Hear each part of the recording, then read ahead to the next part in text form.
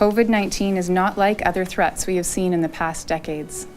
It is more severe than seasonal influenza or the H1 pandemic of 2009, and it is more contagious than viruses like SARS. The crisis we face from the coronavirus is on a scale of a major war. People are panic buying toilet paper, yes. I've seen anything like that ever. So this is a very different environment, uncharted territory.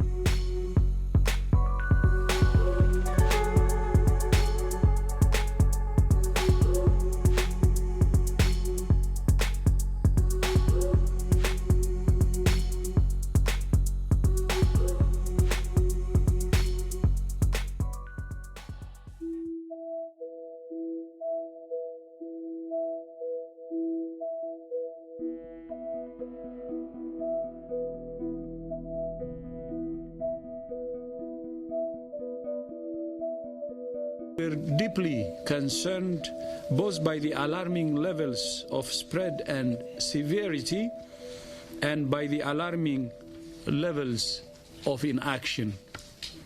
We have therefore made the assessment that COVID-19 can be characterized as a pandemic.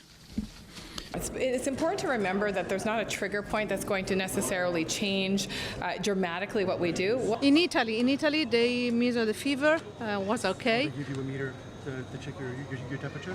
Yeah, well, just in Rome, not here. And when you got off the plane, was there anything special set up? Did anyone meet you? Did anyone tell you anything? No, so it was normal? No, just give me this recommendation. Okay. I had to take the train from Bologna to Rome, and there was police everywhere. They were controlling your moving around, so you had to sign a declaration that said, like, for me, I'm going home, so I can move.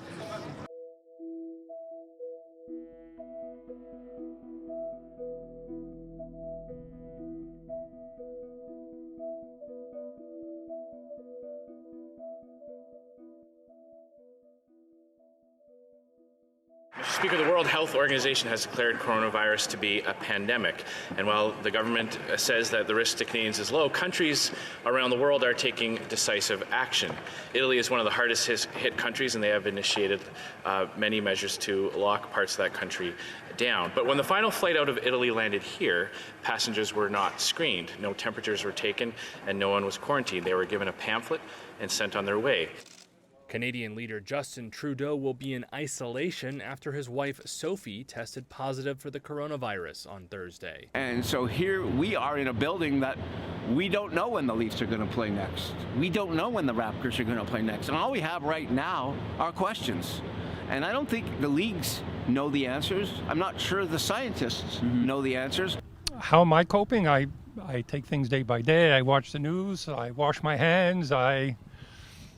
I'm playing hockey today, so I'm not staying at home and limiting myself. The situation is very serious in China. There are Chinese students, so we are worrying about the virus is spreading at a very fast speed. So we just it's not only protect ourselves, but also protect any others. The first thing I'd say is that it's a game of psychology. There's no reason not to go to a restaurant. So that's the starting point as far as we're concerned. They're safe.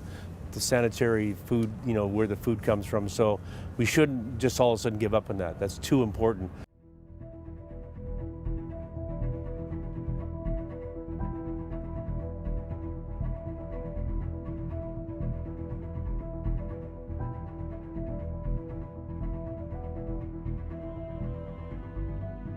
I don't know what happened today, but there's pandemonium in there, and there's very little to buy. The shelves are empty.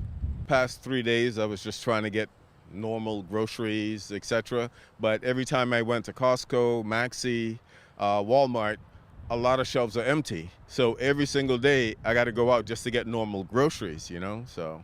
Europe has now become the epicenter of the pandemic, with more reported cases and deaths than the rest of the world combined, apart from China. So today we took the decision to adjourn Parliament until April 20th. Other important things are contained in that motion. For example, the Free Trade Agreement Bill, CUSMA, has been passed, a third reading. I am officially declaring a national emergency.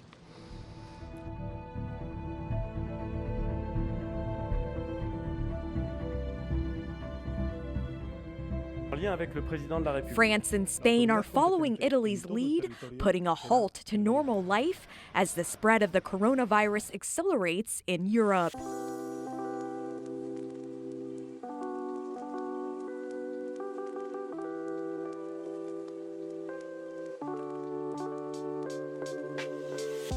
Canada has tested close to 25,000 individuals to date.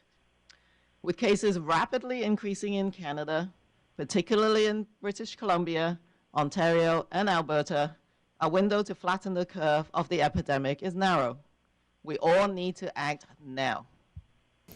We need to put in place more restrictions to help slow the virus and protect public health. That is why, effective immediately, the Emergency Management Cabinet Committee has approved my recommendation that students no longer attend classes in schools or post-secondary institutions until further notice. Cancelled, that means all classes are cancelled for all grade levels, and so we would be requiring that students stay home. No students are to attend school starting tomorrow.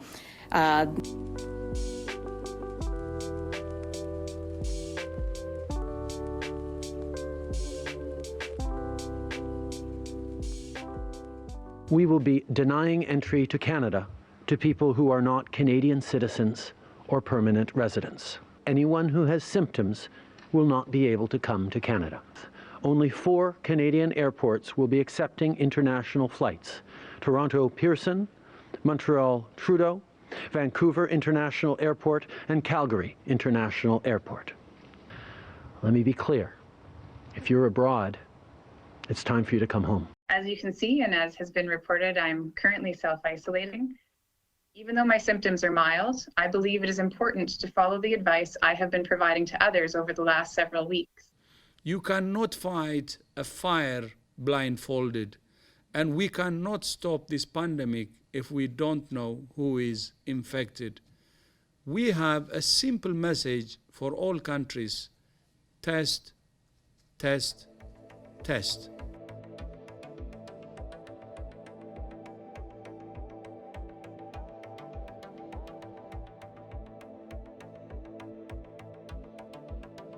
That Alberta is declaring a state of public emergency in response to COVID-19.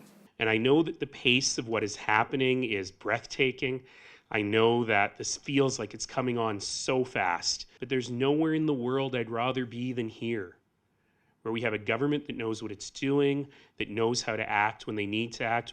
I would like to begin by announcing some important developments in our war against the Chinese virus.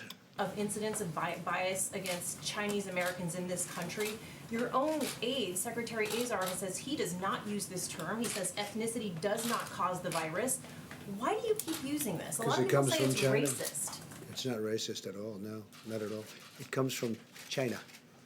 Venice canals are enjoying some unexpected positive side effects from the coronavirus lockdown. The canal is definitely clearer.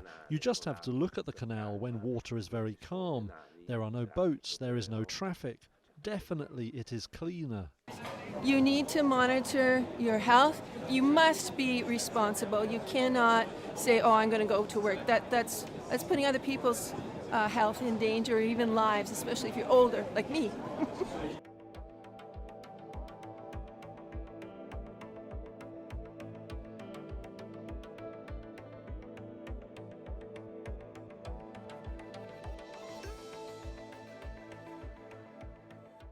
Well, the global pandemic is going to have a very severe impact on the global economy and on the Canadian economy, and it is likely to lead to 1 or more quarters of contraction.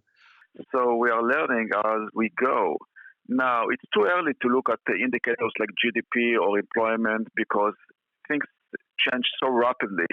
So anything happening in February is history. We all now know that the advice of our experts is that this situation will get worse before it gets better.